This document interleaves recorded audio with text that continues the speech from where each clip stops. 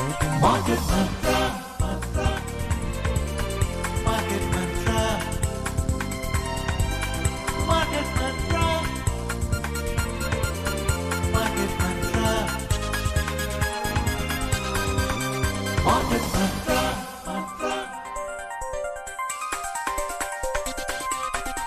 Market Mantra. Welcome to another edition of Market Mantra, in which we give you a complete update on the economic and business news of the day. And today, being a Sunday, we'll also be taking calls from you, our listeners, on any mutual fund related queries that you may have. You can call us with your queries on 2331-4444, 2342-1050 and 2331-0464. Listeners who are calling us from outside Delhi, do remember to prefix the Delhi STD code 011 in front of these numbers. I am Anubha Rohatgi with my co-anchor Subodh Mishra. नमस्कार श्रोताओं, कारोबारी खबरों के साथ market मंत्र हाजिर है। आज रविवार है और हर रविवार की तरह आज भी हम म्यूचुअल फंड से जुड़े आपके सवालों के जवाब देंगे। सवाल पूछने के लिए आप इन नंबरों पर फोन कर सकते हैं 2331-4444, 2342-1050 और 2331-0464। दिल्ली से बाहर के श्रोता इससे पहले एसटीडी कोड 011 डायल करें। आज की खबरों पर चर्चा करने और श्रोताओं के सवालों के जवाब देने के लिए हमारे साथ स्टूडियो में है म्यूचुअल फंड्स एक्सपर्ट आकार रस्तोगी। आकार, मार्केट मंत्र में आपका स्वागत है। धन्यवाद। पहले हेडलाइंस के साथ अनुभव। Government to invest 10 lakh crore rupees in highway development projects over the next 2 years, says Union Minister Nitin Gadkari. Domestic markets to focus on tariff announcements and quarterly earnings for Qs next week. And global gold prices surged over 6% last week to another record high at $3,245 an ounce. अगले 2 सालों में राजमार्गों के विकास पर सरकार 10 लाख करोड़ रुपए निवेश करेगी, कहा केंद्रीय मंत्री नितिन गडकरी ने। अगले हफ्ते देश के बाजारों का फोकस रहेगा आयात शुल्क से जुड़ी घोषणाओं और कंपनियों की तिमाही आमदनी के आंकड़ों पर। और बीते हफ्ते में दुनिया के बाजारों में सोने की कीमतें 6% से ज्यादा बढ़कर $3,245 प्रति औंस पर पहुंची।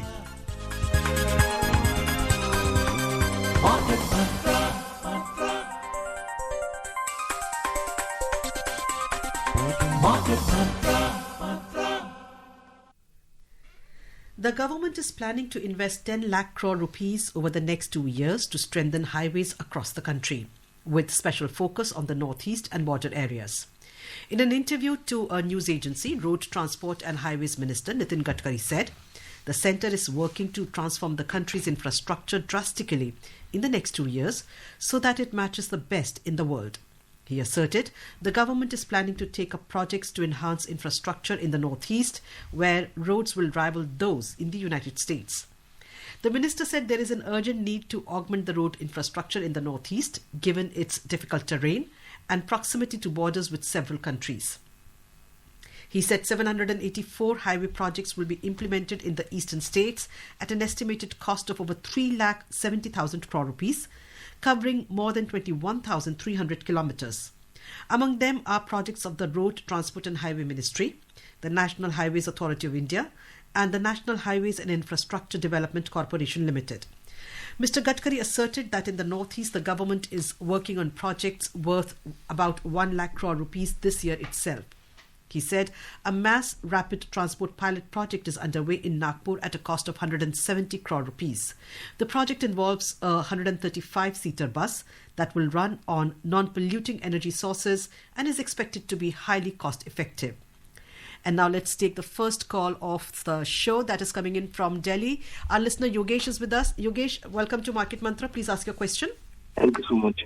जी मेरा सवाल ये है कि मेरे पास में म्यूचुअल फंड का एक पोर्टफोलियो है, तो ज्यादातर पोर्टफोलियो मेरा जो भी एसेट्स में है मैं उसको कंसोलिडेट करके म्यूचुअल फंड में ला रहा हूँ। तो जो मैंने खाका तैयार किया है वो कुछ इस प्रकार से है कि मेरे पास में टोटल मिलाकर के 7 म्यूचुअल फंड है। तो कृपया करके मुझे बताएं कि क्या ये बहुत ज्यादा है। मैं आपको नाम बताता हूँ कौन कौन से हैं। मेरे पास में इमरजेंसी फंड के लिए एक आईसीआईसीआई का लिक्विड फंड है, दूसरा फिक्स इनकम एलोकेशन के लिए आईसीआईसीआई का शॉर्ट टर्म डेट फंड है, तीसरा मेरे पास में 4 एसआईपी वाले फंड हैं जिसमें सबसे पहला है आईसीआईसीआई लार्ज मिड कैप, पारंपरिक ELSS fund, axis small cap and SBI small cap. तो 6 ये हो गए। और एक 7वां फंड मैं चाहूंगा कि आप रेकमेंड करें जो मेरा सैटेलाइट पोर्टफोलियो का पार्ट होगा। कोई अगर आप सेक्टरल या थीमेटिक फंड देखते हैं अगले 2 या 3 साल के लिए। 7वां फंड। योगेश जी, पहले मैं कहूँगा कि आपने जो फंड्स चुने हैं अच्छे हैं। और देखिए, जो आपने बताया कि 6-7 फंड्स, इनमें से आपके 2 फंड तो आपके सीधा ही देखिए एक फिक्स्ड इनकम का एलोकेशन का पार्ट है, जो कि एक लिक्विड है और जो कि एक डेट है, शॉर्ट ड्यूरेशन है। और बाकी के फंड्स में भी आपका जो पहले 2 है वो अपना एक प्रॉपर थोड़ा डाइवर्सिफाइड कैटेगरी में है। एक फ्लेक्सी कैप है और एक लार्ज एंड मिड कैप है। और बाकी का आपने थोड़ा सा स्मॉल कैप एक्सपोजर के लिए किए। तो एज सच आपके पोर्टफोलियो में कोई खराबी नहीं है, आप इनके साथ कंटिन्यू कर सकते हैं। इसके आगे में भी मैं कहूँगा कि बहुत ज़्यादा फंड्स को आप ऐड करने की ना सोचे, क्योंकि जैसे अभी आपने कहा कि एक और अगर मैं इसमें कोई सा फंड ऐड करना चाहूँ तो देखिए मैं कहूँगा उसके बजाय जो आपका ये जो डाइवर्सिफाइड पोर्टफोलियो जो आपका फ्लेक्सी कैप फंड है, आप उसी में अपना पैसे बढ़ाइए। अगर आपका जो लॉन्ग टर्म होराइजन है 5 साल से ज़्यादा का, उसी में बढ़ाइए। और अगर और भी ज़्यादा होराइजन वाला है उसमें से आप थोड़ा सा एलोकेशन अपना आप स्मॉल कैप में भी डाल सकते हैं। जी, अगले कॉलर हैं फरीदाबाद से सुभाष। सुभाष, स्वागत है आपका। सवाल। हाँ, नमस्कार सर। नमस्कार सर, मेरा ना SIP चल रहा है फ्रैंकलिन इंडिया फ्लेक्सी कैप में, और मेरा ही एसेट लार्ज कैप में, और एक पराग पारस में फ्लेक्सी कैप में। तो मुझे क्या इसमें सर कंटिन्यू करना चाहिए? अभी जो मार्केट जो वॉलेटाइल चल रही है, तो मैं तो एक सीनियर सिटीजन हूँ सर, तो 10-10 हज़ार का फ्लेक्सी चल रहा है SIP करीब।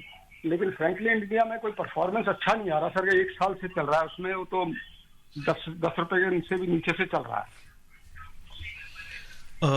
सुभाष जी, अभी मार्केट थोड़ा सा नीचे है। मैं समझ सकता हूँ कि बीइंग अ सीनियर सिटीजन जब ये मार्केट वोलेटाइल होता है तो सबसे ज़्यादा एक थोड़ा सा हमारे को लगता है, क्योंकि जो हमारे इक्विटी का पोर्टफोलियो है काफ़ी नीचे चले जाते हैं। इसमें मैं इसलिए सबसे पहले तो आपको ये कहूँगा कि आप इंश्योर करिए कि जो भी आप पैसा अपना इक्विटी में लगा रहे हैं, ये आपका जो एक देखिए रिटायरी के लिए एक नॉर्मली जो हम लोग पोर्टफोलियो सजेस्ट करते हैं वो ये होता है कि अराउंड 1/3 ऑफ द पोर्टफोलियो आपका इक्विटी में होना चाहिए, जो कि लॉन्ग टर्म में आपको ग्रोथ प्रोवाइड करे। और बाकी का जो आपका 2/3 पोर्शन है वो आपका फिक्स्ड इनकम में होना चाहिए, जो आपको स्टेबिलिटी प्रोवाइड करे। तो सबसे पहले तो मैं ये कहूँगा कि आप इंश्योर करें कि आप अपने रिस्क एपिटाइट के हिसाब से आप ये कैसे असेट एलोकेशन कोई सा फॉलो कर रहे हैं, जो भी आपकी इनकम विड्रॉल की रिक्वायरमेंट है। और उसके बाद मैं आपको ये कहूँगा कि जो भी आप अपना पैसा इक्विटी फंड्स में डाल रहे हैं वो आप इंश्योर कर लीजिए कि ये आपका जो आप, क्योंकि आप कह रहे हैं अभी भी आप उसमें SIP कर रहे हैं, मतलब कि आप अभी भी उसमें एक अक्यूमुलेशन फेज में या आगे एडिशनल इन्वेस्टमेंट्स कर रहे हैं, तो ये वाला जो पैसा ही है आपको 5 साल से पहले नहीं चाहिए।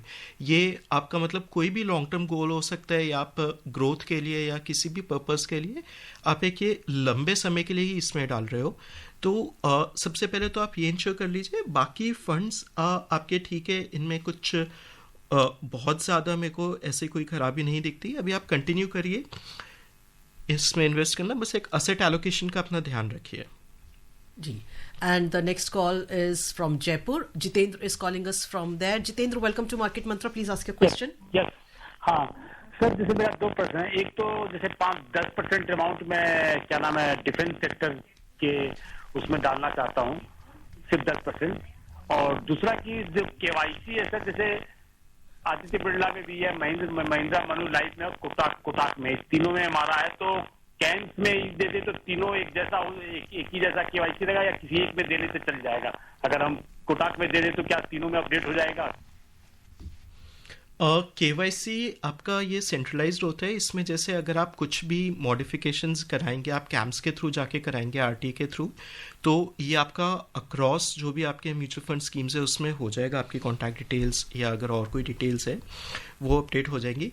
बाकी उससे पहले आपने बोला कि आप डिफेंस सेक्टर में 10% अपना पोर्टफोलियो का शायद इन्वेस्ट करना चाहते।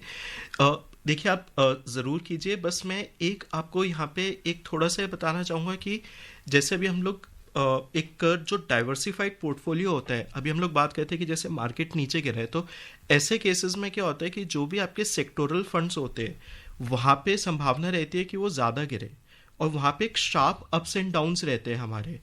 तो एक आप अगर आपको बहुत ज़्यादा या कहीं आप छोटा सा ही पोर्शन डाले, आपने खुद ही कहा आप 10%, तो 5 या 10% जो भी आपको लगता है, एक आपका जो एक सैटेलाइट पोर्शन हो सकता है पोर्टफोलियो का, जो आपका कोर पोर्शन नहीं है, आप उससे ज़्यादा ना लगाइएगा और लमसम ना लगाए, आप सिस्टमैटिकली ही उसमें इन्वेस्ट करें। दिल्ली से यशपाल हमारे साथ है, स्वागत है आपका, सवाल पूछें। Good evening, everyone. My question is for my son and daughter-in-law. Son is 32-year-old, and presently his portfolio includes a small cap Tata and Nippon, Parag Parikh Flexi and ELSS, HDFC Manufacturing, Nippon Growth Fund, and Tata Large and Mid Cap. And my daughter-in-law is yet to enter into mutual market. So my question is, in the present scenario, so could you please suggest some schemes they want to invest through lump sum and SIP both in some schemes. So kindly advise some suitable schemes in the present scenario for both. Thank you. Yashpal ji, first of all, I would say कि even if they have a lump sum ready, do not invest a lump sum in the equity market, because you don't know whether the equity markets will fall further from here or not. It is always beneficial to stagger your investment.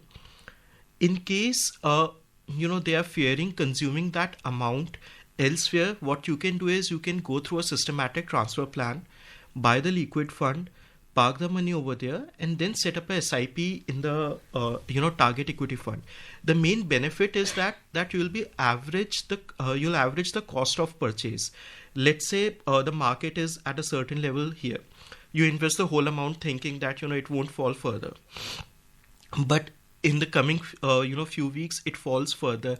There's a drastic fall. So there will be two impacts. Firstly, your son would become anxious. He would say that maybe he'll start questioning his decision of investing the amount in that particular fund. Secondly, what will happen is that they'll lose the chance of averaging the cost of purchase and buying more at a lower price. So firstly, I would say that don't invest a lump sum, and secondly, I would suggest going more for the diversified funds. To invest this amount as far as your investment horizon is more than 5 years. Just go for a diversified equity fund, because they anyways have exposure to all the sectors, the main ones, the manufacturing companies. As you said, that they have also invested in one of the manufacturing funds. So by virtue of investing in just one fund, a diversified kind of a flexi cap fund like Parag Parikh flexi cap fund or the Franklin India flexi cap fund, what happens is that you automatically get exposure to all the main sectors. Right. Let's take the next call. Vijay is calling us from Maharashtra. Vijay, welcome to Market Mantra. Please ask your question. Hello ji, market Mantra में सवाल पूछें आप अपना। Everybody, good evening market Mantra team. मेरा question 2 है। PPF का वो message देके खाली एक्सटेंड करो, लेकिन मैंने चेक भर दिया अप्रैल का, आधार कार्ड पैन कार्ड लगाया, तभी भी उन्होंने होल्ड नहीं निकाला, मैसेज भी नहीं आ रहा। बाद में मैं 4 तारीख को गया, उनको बोला, मेरे सेविंग बैंक वालों को भी बोला कि मैसेज नहीं आ रहा। 2-5 हज़ार ठीक है, 1.5 लाख का रहने पर भी मैसेज नहीं। वो बोले इधर तो केवाईसी वगैरह ठीक है। फिर विजय जी, आज का कार्यक्रम हमारा म्यूचुअल फंड्स पर आधारित है, और ये जो आपका सवाल था, आप सोमवार को या शनिवार को पूछे तो हमारे एक्सपर्ट्स उस दिन जवाब दे पाएंगे। आज अगर म्यूचुअल फंड से जुड़े कोई सवाल हो तो कर सकते हैं। चले अगले कॉलर के पास। हम कोल्हापुर से रत्नाकर हमारे साथ है। रत्नाकर जी, स्वागत है आपका, सवाल पूछें। Hello good evening sir. मेरे 2 सवाल है कि मैंने ग्रैंडसन के लिए आदित्य बिरला बाल भविष्य करके एक फंड हाउस में निवेश किया था जी, तो अभी 50,000 में किया था, अभी 81,000 तक आ गया, तो वो निकालना चाहिए क्या, ये सवाल है। तो दूसरा सवाल है कि जो म्यूचुअल फंड में इन्वेस्टमेंट किया है वो 3 साल में भी नहीं बढ़ा है, बहुत कम बढ़ा है, 10% बढ़ा है, तो ऐसे हालत में वो म्यूचुअल फंड से वापस ही करना है, वो रिडम्पशन करना उचित रहेगा क्या? Thank you. आकार, ये बहुत बुनियादी सवाल है जो कई निवेशकों के मन में आता है कि अभी पैसे बढ़ गए हैं तो निकाल लूं क्या, या अभी नहीं बढ़ रहे हैं तो निकाल लूं क्या। म्यूचुअल फंड में पैसे कब निकालने चाहिए, सवाल असली ये है। देखिए, इसके लिए सबसे पहले जो मैं चीज़ कहूँगा कि आपको ये देखना होगा कि अगर आप पैसे निकालने की सोच रहे हैं तो आप क्यों निकाल रहे हैं। ठीक है, गिनती की कुछ ऐसी चीज़ें होती है जब आपका उस म्यूचुअल फंड से पैसे निकालना ठीक है। सबसे पहला, अगर आपको पैसे की ज़रूरत है, वो कुछ भी हो सकता है, कुछ इमरजेंसी है या आप अपने किसी गोल के लिए इन्वेस्ट कर रहे थे और आपने वो गोल अचीव कर लिया, तो उससे अच्छा कुछ नहीं हो सकता, आप निकालिए। सेकंड है कि अगर वो फंड काफ़ी ज़्यादा अंडर परफॉर्म कर रहा है। अंडर परफॉर्म का मतलब ये नहीं है कि जब मार्केट गिरा तो वो भी वो फंड गिरा तो आपको लगे कि वो अंडर परफॉर्मेंस है, या सिर्फ 1-2 साल का अंडर परफॉर्मेंस। जो उस कैटेगरी के बाकी के फंड्स है, over a long period of time आपको देखना है कि वो different phases of the market में कैसा कर रहा है। देखिए, जो पहला वाला सवाल था कि अभी उसमें पैसे बढ़ गए हैं, क्या मैं निकाल लूँ, उसमें सबसे ज़्यादा प्रॉब्लम ये है कि अगर आप निकाल लेंगे तो उसका भी आप करेंगे क्या। अगर आपको और कहीं नहीं उसको यूज़ करना है तो आपको दो चीज़ें होंगी, या तो होएगा कि वो आप कहीं पे कंज्यूम कर लेंगे, अगर नहीं करेंगे तो फिर अगर आपने कंज्यूम कर लिया तो बिना बात को आपकी इन्वेस्टमेंट खर्च हो जाएगी। और मान लीजिए कुछ समय के बाद मार्केट और ऊपर जाएगा तो आपको इस बात का दुख होएगा कि यार अगर मैं वो इन्वेस्टेड रहता तो वो शायद 80,000 से बढ़कर के 1 लाख हो जाता। तो ऐसी सिचुएशंस के लिए बेटर है कि आप एक असेट एलोकेशन प्लान फॉलो कीजिए, जिसमें कि थोड़ा पोर्शन आपका फिक्स्ड इनकम में हो, थोड़ा आपका इक्विटी में हो, और वो ऐसे सिचुएशंस में आपको सिस्टमैटिक मैनर में प्रॉफिट बुकिंग भी करा देगा, और आपको जब इक्विटीज़ नीचे होंगे तब एडिशनल इन्वेस्ट भी करा देगा। और बाकी जो 2-3 सिचुएशंस है जब आपका फंड बेचना जस्टिफाइड है, वो है कि पहले जब आपको वाकई में उस पैसे की ज़रूरत हो, दूसरा अगर ऐसा कुछ आपको असेट एलोकेशन के लिए रीबैलेंसिंग करनी हो, या फिर तीसरा वो फंड काफ़ी ज़्यादा अंडर परफॉर्म कर रहा है। Under performance long period of time पे होनी चाहिए अपने कैटेगरी के दूसरे फंड्स के कंपैरिजन में। Let's take the next call. Mr. Bhairav is calling us from Haldwani. Hello, जी भैरव, आपका मार्केट मंत्र में स्वागत है, अपना सवाल पूछें। Hello hello Bhairav. हाँ नमस्कार मैडम। नमस्कार, अपना सवाल पूछें आप। हाँ हेलो जी, हमें आपकी आवाज आ रही है, आप अपना सवाल पूछें। जी सर, मेरा जो है 5 तारीख को SIP की डेट थी कैनरा रिबेको इमर्जिंग इक्विटीज में, और उस दिन शनिवार था, मेरा बैंक से पैसा कट गया और मुझे यूनिट जो है 7 तारीख को मार्केट क्रैश हुआ था, उस दिन की न मिलके 8 तारीख की मिली है। जो कैनरा रिबेको कंपनी से मेरे पास मैसेज आया, उसमें लिखा कि your SIP processed on 7th और NAV दे दी सर 8 तारीख की। 6 रुपये का अंतर आ गया, 6 रुपया बढ़ गया।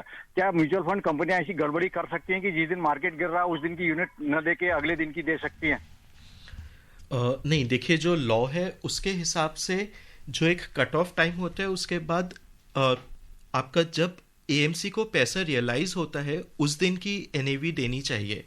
तो अगर आपके बैंक से पैसा शनिवार को कट गया था तो आपको सबसे पहले चेक करना पड़ेगा कि मैं मानता हूँ कि सोमवार को उनको ऑलरेडी पैसा मिल गया होगा, तो उस लॉ के हिसाब से उस दिन का NAV होना चाहिए। बाकी आप एक दफ़ा उनके कस्टमर केयर पे बात करिए और उनको अपना बैंक स्टेटमेंट दिखाइए कि शनिवार को निकल गया था, तो उसके हिसाब से आप बात कर सकते हैं। जी, दिल्ली से है अगले कॉलर पंकज। पंकज, स्वागत है आपका, सवाल पूछें। गुड इवनिंग सर, मार्केट मंत्रा की पूरी टीम को नमस्कार। नमस्कार सर, ये अभी सरकार ने एक जन निवेश SIP करके शुरू किया है, तो इसके विषय में थोड़ा सा डिटेल बताइए कि ये पैसा कहाँ पे जाएगा और ये कैसे डिटरमिन करेंगे कि फर्स्ट टाइम यूजर हैं, या फिर इसके विषय में क्या डिटेल है, इसमें करना चाहिए नहीं, क्या इसका ग्रोथ प्रोस्पेक्ट है? Thank you. ये जो जन निवेश है ये बेसिकली जो फर्स्ट टाइम इन्वेस्टर्स है, आपके पैन के बेसिस पे, आपके KYC के बेसिस पे पता लग जाएगा कि जो फर्स्ट टाइम इन्वेस्टर है, और उनके लिए एक बहुत ही छोटे से अमाउंट से 250 रुपये के से फैसिलिटी दी जा रही है कि वो SIP शुरू कर सकते हैं। सो आज की तारीख में देखिए, SIP वैसे भी नॉर्मली 500 रुपये से भी हो जाती है, कुछ फंड्स में आपको 100 रुपये से भी मिल जाती है।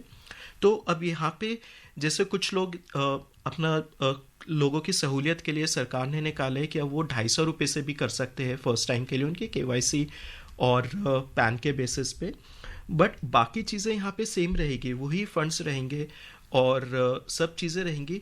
तो मेरा ये मानना है कि आपको बिल्कुल निवेश करना चाहिए। आप जो भी एक अमाउंट है अपना अच्छे से सोचिए और एक अग्रेसिव हाइब्रिड फंड पकड़िए और वही पैसे इन्वेस्ट करें जो आपके 5 साल से ज़्यादा के लिए हो। जी, अगले कॉलर है इंदौर से अनिल। अनिल, स्वागत है आपका, सवाल पूछें। सर, हमारा सवाल ये है कि कौन सा म्यूचुअल फंड है जो सीनियर सिटीजन को और लेडीज को गंभीर रूप से उनको कोई विशेष रियायत देता है, क्योंकि हर तरह से देता है, लेकिन म्यूचुअल फंड पर ऐसा अभी तक किसी ने नहीं कहा, अभी ऐसा है। अनिल जी, आपकी आवाज़ साफ नहीं आ पा रही है, कॉल में कुछ डिस्टरबेंस है। आप किसी बेहतर जगह से कॉल कर सकते हैं, शायद लगता है उनसे हमारा संपर्क टूट गया है। So let's take the next news. After ending moderately lower in a volatile last week, the domestic market is expected to maintain caution due to subdued start of the earnings season, with lower than expected numbers of TCS and the ongoing global trade war. The participants will focus on quarterly earnings, inflation, China's GDP numbers, and ECB interest rate decision scheduled next week. Next week, the corporate earnings season will gradually be in full swing as top IT companies, banks, and insurance companies will release their March quarter numbers. Globally, investors will keep an eye on the US tariff developments. The market participants will also focus on the speech by Fed Chair Jerome Powell, scheduled on April 16th. Further, the focus will be on the ECB meet outcome and the first quarter GDP numbers from China, along with March inflation data by Eurozone, scheduled next week. Back home, the market participants will keep an eye on inflation numbers for March due April 15th. आइए अगली खबर पर नजर डालते हैं कि सोने का क्या हाल रहा बीते हफ्ते में। व्यापार युद्ध के बढ़ते हुए तनाव और उसके साथ ही कमजोर होते अमेरिकी डॉलर के असर से बीते हफ्ते में दुनिया के बाजारों में सोने की कीमतें एक बार फिर से रिकॉर्ड स्तर तक पहुंच गई। इस हफ्ते यानी बीते हुए हफ्ते में स्पॉट गोल्ड 6.4% बढ़कर $3,245 प्रति औंस पर पहुंच गया। बीते हफ्ते में अमेरिकी डॉलर पर बिकवाली का जबरदस्त दबाव रहा। यूएस डॉलर इंडेक्स 2 साल में पहली बार 100 के नीचे आ गया। शुक्रवार को यह 0.72% नीचे 99.89 पर बंद हुआ। पिछले 3 दिनों में सोने चांदी की कीमतों में लगभग 8% की बढ़त देखी गई। आयात शुल्क पर अमेरिका के प्रेसिडेंट के अनिश्चित रवैये की वजह से अमेरिकी शेयर बाजार, बॉन्ड्स और डॉलर में तेज बिकवाली रही। इस साल अब तक सोने की कीमतों में 20% से ज्यादा की बढ़त देखी गई है। समझा जाता है कि इसके पीछे केंद्रीय बैंकों की मांग, अमेरिका में ब्याज दरों में कटौती की उम्मीदें और दुनिया में राजनीतिक अस्थिरता का हाथ है। और चले अगले कॉलर के पास। गाजियाबाद से गौरव हमारे साथ हैं। गौरव, स्वागत है आपका, सवाल पूछें। नमस्ते मार्केट मंत्र टीम। नमस्कार सर, ये मेरा सवाल है कि 843 रूल ऑफ म्यूचुअल फंड्स क्या होता है? इसका मुझे ये समझ में आया कि 15 साल बाद स्नोबॉल या बहुत जबरदस्त तरीके से बढ़ता है इंटरेस्ट रिटर्न। और दूसरा सवाल था सर, 50-30-20 भी कोई रूल होता है जिसमें 20% हम कम से कम सेविंग करिए, तो थोड़ा इसके बारे में बताइए। पर्सनल फाइनेंस का क्वेश्चन है। Thank you. गौरव जी, जो 843 है ये बेसिकली एक कंपाउंडिंग का रूल है जो नॉर्मली कहता है कि आपने जो पैसा पहले 8 साल में इकट्ठा किया वो आपका अगले 4 साल में डबल हो जाएगा और उसके बाद अगले 3 साल में दोबारा वो उतना ही अमाउंट आपको डबल कर देगा। सो ये एक कंपाउंडिंग के ऊपर रूल है कि बट इसमें सर्टेनली आपकी जो रेट ऑफ इंटरेस्ट है उसकी अजम्पशंस होती है। सेकेंडली, जो आप बता रहे 50-30-20 पर्सनल फाइनेंस का, वो एक थंब रूल है बजटिंग के लिए जो कि कहता है कि जो आपका इनकम का 50% है वो आपका जो भी नीड्स है, जो एसेंशियल नीड्स है, जैसे कि आपकी ग्रोसरीज हो गई, EMIs हो गई, उन सब की तरफ जाना चाहिए। और जो आपका 30% है, नेक्स्ट 30%, वो आपके लिए जो एंटरटेनमेंट है उसकी तरफ आपको खर्च करना चाहिए। और जो बचा हुआ 20% है वो आपको अपना सेविंग्स और इन्वेस्टमेंट्स में लगाना चाहिए। बट मैं ये कहूँगा कि देखिए ये बहुत ही ब्रॉड थंब रूल्स होते हैं, एक ये कंपाउंडिंग का भी और ये भी। बाकी डिपेंड करता है हर किसी की सिचुएशन पे, सर्कमस्टांसेस पे और हर किसी के अपने ऊपर। बहुत हो सकता है कि किसी की नीड्स, एक्चुअल नीड्स इतनी ज़्यादा हो कि उसको कुछ 50% से ज़्यादा अपने इनकम का पोर्शन लगाना पड़े और वो उतना ज़्यादा ना सेव कर पाए या उतना ज़्यादा एंटरटेनमेंट पे ना लगा पाए। तो उन चीज़ों को देख के मैं कहूँगा कि बेस्ट जज रहेंगे कि आप अपनी पर्सनल सिचुएशन को देखिए, और 20% is the minimum that I would suggest कि आपको इन्वेस्ट करना चाहिए। अगर आपके सर्कमस्टांसेस और सिचुएशन आपको ज़्यादा अलाउ करती है तो बहुत अच्छी बात है, ज़्यादा अलाउ हमको इन्वेस्ट करना चाहिए। The next call is coming in from Gurugram. Nitin is calling us from there. Nitin, welcome to Market Mantra. Please ask your question. हाँ जी, नमस्कार जी। नमस्कार, अपना सवाल पूछिए। ये अगर हम गोल्ड की जो इतनी जो रेट है एकदम इतने हाई हो जाते हैं, ये बढ़ तो जाते हैं, ये घटने का नाम क्यों नहीं लेते? ऐसा क्यों होता है? ये इसके पीछे कौन सा देश है जिसमें वो रेट डिसाइड करता है? और दूसरा ये पूछेंगे कि अगर गोल्ड के अंदर कोई इसके अंदर कोई टैक्स नहीं होता? नितिन जी देखिए, गोल्ड जो एक है, आप सही कह रहे हैं कि इस वक्त बहुत ज़्यादा आसमान छू रहा है। और देखिए गोल्ड की नई क्वालिटी होती है, ये एक स्टोर ऑफ वैल्यू बहुत अच्छा है। और जब भी अनसर्टेनिटी या फियर होता है ना, तो इसकी वैल्यू अपने आप बढ़ जाती है, क्योंकि यहाँ पे बहुत ज़्यादा एक जिसको कहते हैं ना कि स्टोर ऑफ वैल्यू में हिस्टोरिकली बहुत अच्छे से प्रूव किया, हमारे ट्रेडिशनली कल्चर में भी, हिस्टोरिकली भी। अभी देखिए पिछले कुछ टाइम में दोनों तीनों चीज़ें हुई। रशिया वाला जो हमारा केस है, यूक्रेन के टाइम पे सेंट्रल बैंक्स ने बहुत ज़्यादा गोल्ड खरीदना शुरू कर दिया, उसको परचेज करना शुरू कर दिया, उसके वजह से भी डिमांड बढ़ी, उसके वजह से भी प्राइस ऊपर गया। तो गोल्ड ऐसे सिचुएशंस में हमेशा ऊपर जाता है। और सेकेंडली अगर आप इसको परचेज करना चाहते हैं, सॉरी आपका सवाल था टैक्सेशन का, इस पे बिल्कुल टैक्स लगता है, इस पे आपका कैपिटल गेन्स टैक्स लगेगा। जब भी आप बेचेंगे तो उसके ऊपर कैपिटल गेन्स टैक्स। जल्दी से एक आखिरी कॉल लेते हैं। नोएडा से सुरेश हमारे साथ है। सुरेश जी स्वागत है, आपका सवाल पूछें। सर नमस्कार। नमस्कार सर, मेरा प्रश्न है कि ये मेरा provident fund, public provident fund mature हो रहा है, तो मैच्योर हो गया 31 मार्च को। तो मुझे दो ऑप्शन हैं, या तो मैं इसी को एक्सटेंड करूं या इससे पैसा निकाल के मैं सीनियर सिटीजन सेविंग स्कीम में लगाऊं जहां पे इंटरेस्ट रेट ज्यादा है। तो आपकी क्या सलाह होगी कि यहाँ से पैसा निकाल के सीनियर सिटीजन में लगाना चाहिए या इसी को कंटिन्यू करें? Thank you. सुरेश जी देखिए, इसमें मैं दो चीज़ें आपको कहना चाहूँगा कि देखिए जो सीनियर सिटीजन सेविंग स्कीम का इंटरेस्ट है, वो रेट ऑफ इंटरेस्ट ज़रूर ज़्यादा है, लेकिन वो टैक्सेबल होएगा। तो थोड़ा सा यहाँ पे डिपेंड करता है कि आप किस टैक्स स्लैब में आते हैं, कि आपकी कितनी टैक्सेबल इनकम है। क्योंकि अगर आप 30% टैक्स स्लैब में, तो 8.2 पे 30% लगा के आपका जो नेट रिटर्न है वो अराउंड 5 to 6% के बीच में पहुँच जाएगा। वहीं जो PPF पे इंटरेस्ट है वो 7.1% टैक्स फ्री रहेगा आपका। और साथ ही में यहाँ पे एक चीज़ ये भी डिपेंड करती है कि क्या आपको इस इनकम से बीच बीच में पे आउट्स चाहिए। अगर चाहिए तो वो PPF से आपको ऐसे नहीं मिल पाएंगे, वो आपको खुद बीच में विड्रॉ करना पड़ेगा। तो ये दोनों तीनों चीज़ें आप वे करिए कि क्या टैक्स स्लैब में आप बैठते हैं और क्या आपकी एग्जैक्ट रिक्वायरमेंट है, और उसके अकॉर्डिंगली फिर आप दोनों में अपना चुनाव कर सकते हैं। And we don't have time to take up any more calls. For our listeners who were waiting to get in touch with us, to call us to get their mutual fund related queries answered, I would advise them, I would ask them to get back to us next Sunday.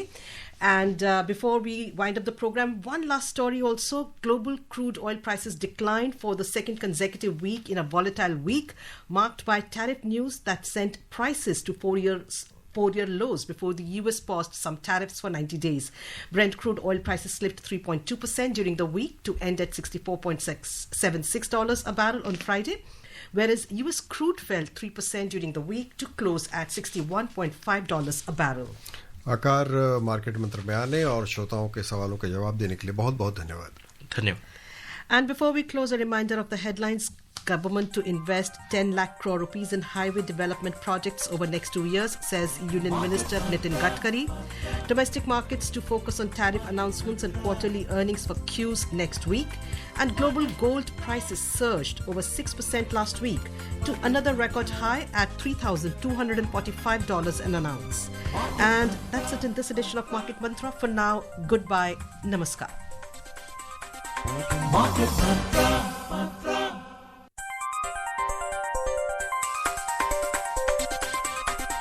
Market Mantra.